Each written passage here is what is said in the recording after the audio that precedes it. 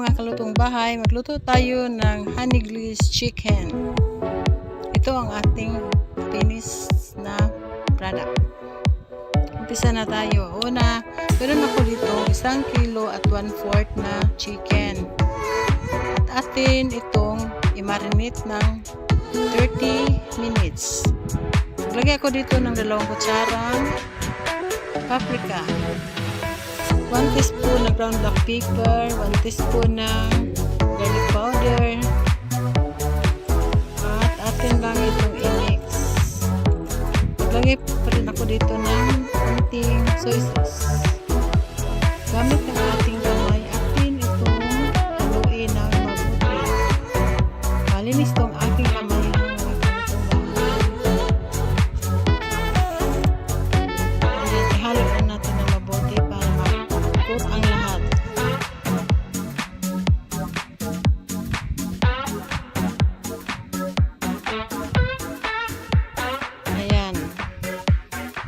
Na. Lagay ako ng konting asin, 1 teaspoon na asin. Painit na tayo dito. After 30 minutes, painit tayo ng mantika.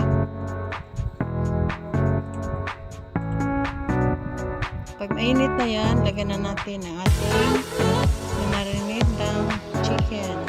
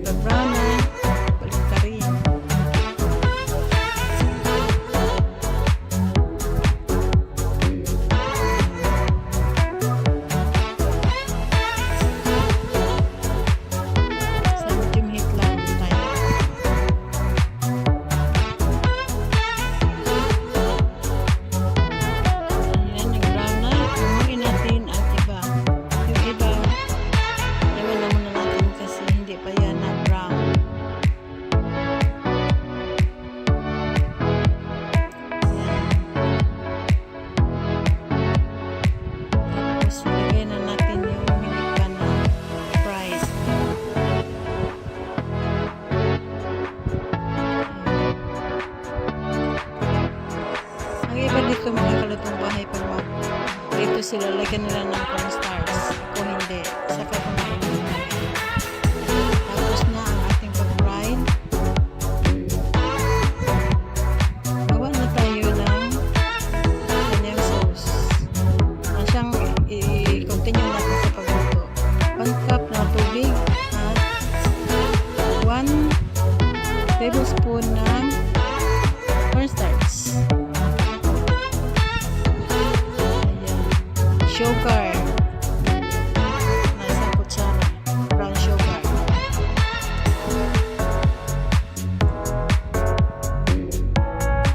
Tsaka naglagay din ako ng honey na 1 kutsara. Maganda kasi pag may brown sugar, dapat 2 kutsara ito na honey. Inisa ko lang kasi gusto ko lagyan ng brown sugar.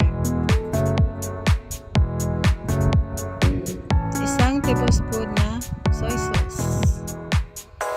Ayan. Haluin natin ng mabuti para hindi magbuo-buo yung ating cornstarch.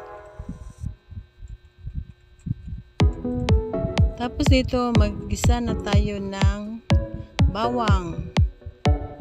Lagay tayo ng butter.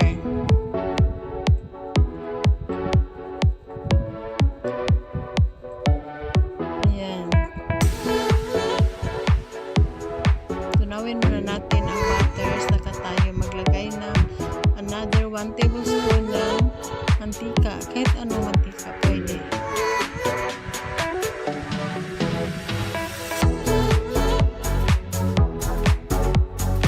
Ayan, tunaw na ang ating butter. 2 kutsara yun ang ating butter. Ayan, ating mantika ay 1 kutsara.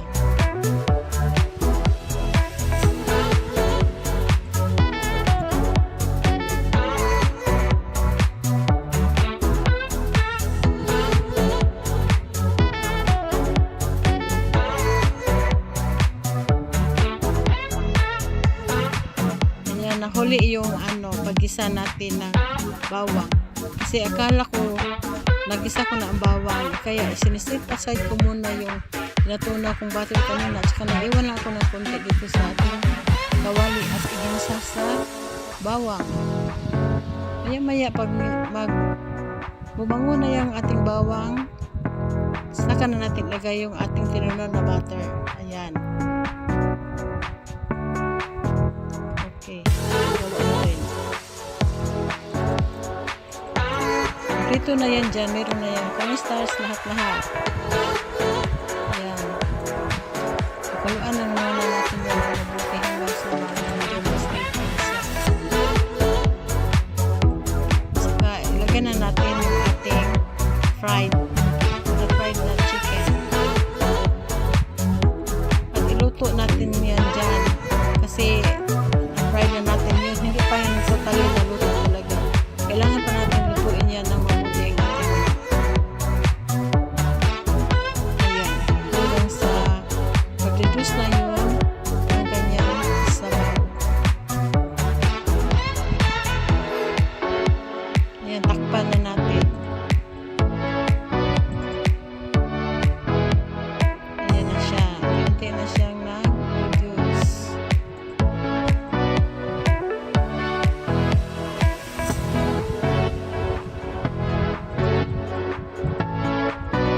Maglagay ako dapat dito ng 2 kutsarang sweet ketchup. Ay, wala pala akong stock na ubos. Ang ginawa ko, tomato paste ang nilagay ko para pang color ng ating chicken honey glaze. Ayan. Kaya nagdagdag ako dito ng 1 kutsarang honey. Kasi dapat sana sa sweet chili na ketchup.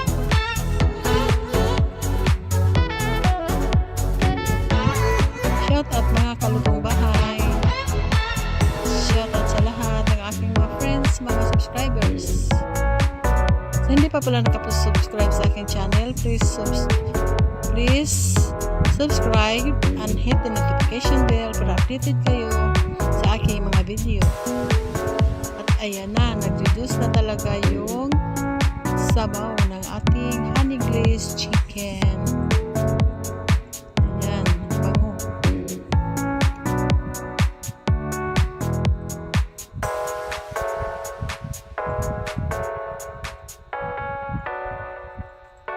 Ayan, hinalo-halo ko lang.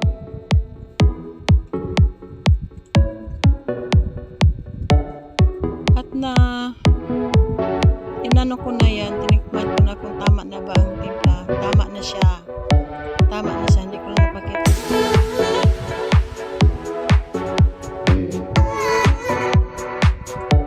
Ayan, ang kusinera umupo, ikapoy.